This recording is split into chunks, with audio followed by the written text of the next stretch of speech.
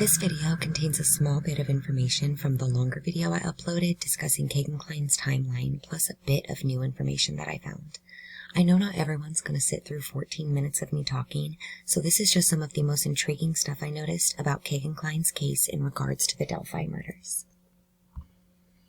After going through Kegan Kline's charges on my case, the affidavit, and all of his shady Facebook activities several times, I noticed that all but one of Kegan Kline's charges are from February 2017 or before. Just one final charge for child exploitation is dated May 14, 2020, 3 years after his original bust. And it was committed the day after he made that shady past-dated Facebook post claiming to have started a job in Las Vegas the day before the murders of Abigail Williams and Liberty German. He also has 2 more offenses from 2016 on that exact same date as the 2020 charge, May 14th. Now, it could just be a coincidence, but who knows? There could be something more to it. His dad also posted on Facebook around that same time about traveling through New Mexico. If driving to Las Vegas from Indiana or back home, the best route doesn't go through New Mexico, but one can detour south of St. Louis and take Route 66 instead. Maybe Tony Kline just really likes the Southwest, but it's yet another weird traveling post that is around the time of one of Kegan Kline's crimes. And we know for a fact that Kegan was in Indiana on May 14th, 2020, because he has a charge for that date brought forth by the state. So I don't know. I just thought it was very interesting that Kegan's one last charge, years after his bust, occurred the day after he made that Facebook post, and that his dad either did or at least wanted it to look like he had traveled to the Southwest yet again during that time. And law enforcement waiting for that one last crime to arrest and charge him. It's not like they really needed it with all the charges they had from 2017 and prior, along with his confession.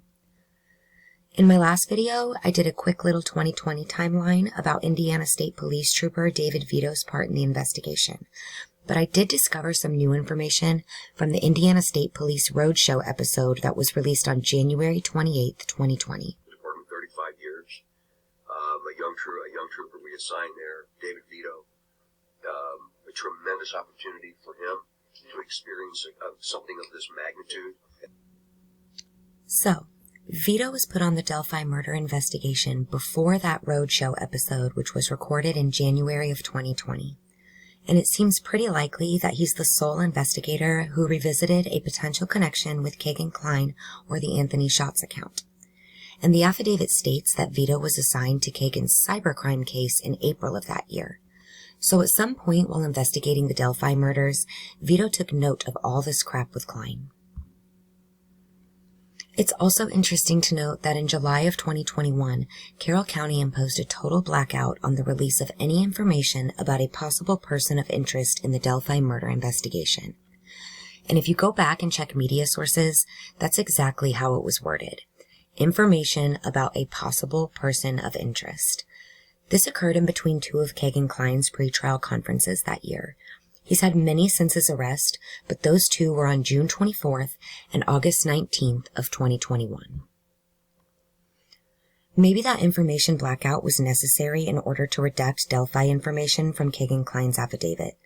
It's clearly obvious now that he was originally searched and investigated in regards to the murders. If you're familiar with the My Case website, then you know that there are often PDF files for download on many cases, including police reports and other court documents. But there are no documents for download in Kegan Kline's case.